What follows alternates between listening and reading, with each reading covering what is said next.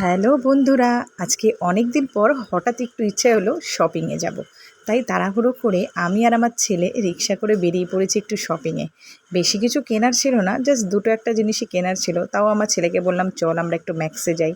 তো আমাদের বাড়ির কাছাকাছি ম্যাক্সটা ছিল, তো সেই ম্যাক্সে আমি আর আমার ছেলে কিয়ান চলে এসেছিলাম। আর আমরা দাঁড়িয়ে দাঁড়িয়ে ওয়েট করছিলাম ওর বাবার জন্য, কারণ ওর বাবারও আসার কথা ছিল। তো আমরা ম্যাক্সের সামনে দাঁড়িয়েই ওয়েট করছিলাম। আর কিয়ান তো যা করে অ্যাকচুয়ালি রাস্তায় বেরিয়ে ঠিক সেইগুলোই করছিল, দুষ্টুমি। তো যাই হোক, ওর বাবার আসতে একটু লেট হচ্ছিল বলে আমরা ম্যাক্সের ভিতরে ঢুকে একটু দেখাশোনা করছিলাম যে কি কি কেনা যায়, চয়েস করছিলাম। আসলে আমি কিনতে গেছিলাম অন্যের জন্য, কিন্তু সেখানে গিয়ে আমি প্রথমে নিজের জন্য ট্রাই করতে শুরু করলাম যে দেখি কোনটা আমার ভালো লাগবে। কিছু তো একটা নিজের জন্য আমি কিনবই। তো যাই হোক, আমি টপস কিছু কিনিনি, ট্রাই করেছি অনেকগুলোই, বাট কিছুই কেনা হলো না। আলটিমেটলি ম্যাক্সে আমাদের ভালো লাগেনি। তারপরে আমরা চলে গেছিলাম বাজার কলকাতায়, যেটা কিনা গড়িয়াতে নতুন খুলেছে। ওর বাবা ততক্ষণে চলে এসেছিলো। তারপর ওর বাবাকে নিয়ে আমরা উপরে গেলাম। যাওয়ার পর কিছু ফ্রকস দেখছিলাম আমার একটা বোনের জন্য কিনবো বলে। তো এই ফ্রকটা দেখেছি, সাথে এরকম আরও অনেক ফ্রক দেখছিলাম। তো কোনোটাই ভালো লাগছিল না।